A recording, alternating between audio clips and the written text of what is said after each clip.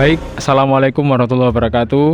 Perkenalkan, nama saya Zaidan Fahri Azan dari Prodi Pendidikan Ilmu Pengetahuan Sosial kelas A. Baik, kelompok kami akan menjelaskan peran Sultan Hamengkubuwono ke-9 dalam kemerdekaan Indonesia. Ya, seperti yang kita ketahui bahwasanya dalam kemerdekaan Indonesia peran Sultan Hamengkubuwono itu sangat penting. Lantas mengapa? Lantas banyak kontribusi dari Sultan Hamengkubuwono, yaitu salah satunya seperti menyumbangkan beberapa harta, kemudian mengakui dan bergabung dalam Republik Indonesia ketika kala itu, dan menolak ajakan dari Belanda. Nama saya Ahmad Egal Aliubi dari Prodi Ilmu Pengetahuan Sosial. Saya di sini akan menjelaskan Keraton Jogja. Setelah Indonesia memproklamasikan kemerdekaan pada tanggal 17 Agustus tahun 45, situasi negara saat itu masih belum stabil. Belanda ingin kembali menguasai Indonesia, sementara pemerintah Indonesia masih sangat baru. Di tengah kondisi tersebut, Sri Sultan Hamengkubuwono IX langsung menunjukkan dukungannya kepada Republik Indonesia. Beliau mengirim telegram ucapan selamat kepada Soekarno dan Muhammad Hatta atas kemerdekaan Indonesia. Tidak hanya itu, pada tanggal 5 September tahun 45, beliau mengeluarkan amanat yang menyatakan bahwa Kesultanan Yogyakarta menjadi bagian dari negara Republik Indonesia. Keputusan ini sangat penting karena pada saat itu tidak semua kerajaan di Indonesia langsung mendukung Republik. Namun Sri Sultan Hamengkubuwono IX memilih berpihak kepada rakyat dan kemerdekaan Indonesia. Beliau juga memiliki semboyan terkenal, yaitu tahta untuk rakyat, yang artinya kekuasaan yang dimiliki harus digunakan dari kesejahteraan rakyat. Perkenalkan, nama saya Naufal Gifari Fadila dari Prodi Pendidikan Ilmu Pengetahuan Sosial. Baik, saya akan menjelaskan tentang kondisi kota Yogyakarta pada tahun 1946, yang dimana pada saat itu Indonesia mengalami krisis pemerintahan karena adanya ancaman dari negara Belanda, yang dimana pada saat itu Sri Sultan Hamengkubuwono memanfaatkan kekuasaannya untuk menjadikan Yogyakarta sebagai ibu kota Indonesia untuk sementara. Di kota Jogja ini, Sri Sultan Hamengkubuwono sangat berperan penting dalam pembangunan kantor-kantor di kota Jogja tersebut.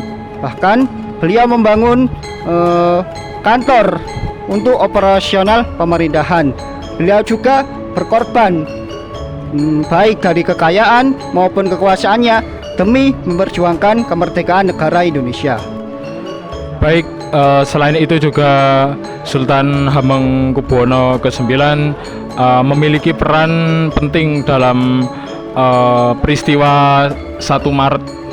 Pada kala itu peristiwa 1 Maret, Belanda atau penjajah ketika itu mengakui atau membuat propaganda bahwasanya Indonesia itu sudah menyerah dan sudah tidak ada. Akan tetapi Sultan Hamengkubuwono dan para TNI kala itu dipimpin oleh Letnan Soeharto, beliau merancang bagaimana agar propaganda tersebut diputuskan dengan cara melawan pada kala itu sebelum 1 Maret terjadi.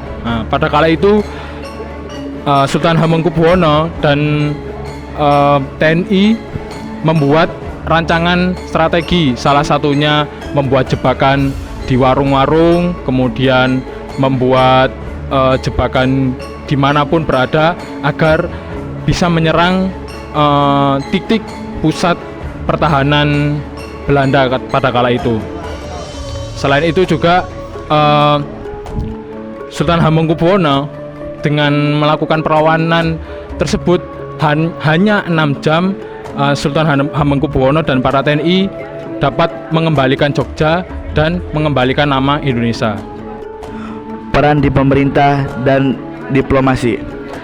Selain membantu perjuangan secara langsung, Sri Sultan Hamengkubuwono IX juga aktif dalam pemerintah Republik Indonesia. Beliau pernah menjabat sebagai Menteri Negara dalam beberapa kabinet, mulai dari masa kabinet Syahrir hingga kabinet Hatta. Dalam bidang diplomasi, beliau membantu memperkuat posisi Indonesia di mata dunia internasional. Beliau dikenal sebagai pemimpin yang sederhana, bijaksana, dan sangat mencintai rakyatnya. Karena jasa dan pengorbanannya, Sri Sultan Hamengkubuwono IX kemudian dianugerahi gelar sebagai pahlawan nasional Indonesia. Dari kisah perjuangan Sri Sultan Hamengkubuwono IX, kita bisa belajar bahwa cinta tanah air tidak hanya ditunjukkan lewat kata-kata, tetapi juga lewat tindakan nyata dan juga pengorbanan. Beliau membuktikan bahwa seorang pemimpin harus mengutamakan rakyat dan bangsa di atas kepentingan pribadi. Semoga kita bisa meneladani semangat perjuangan, keberanian, dan rasa nasionalisme beliau dalam kehidupan sehari-hari. Baik, itu saja dari kelompok kami. Kurang lebihnya mohon maaf jika ada salah kata. Wassalamualaikum warahmatullahi wabarakatuh.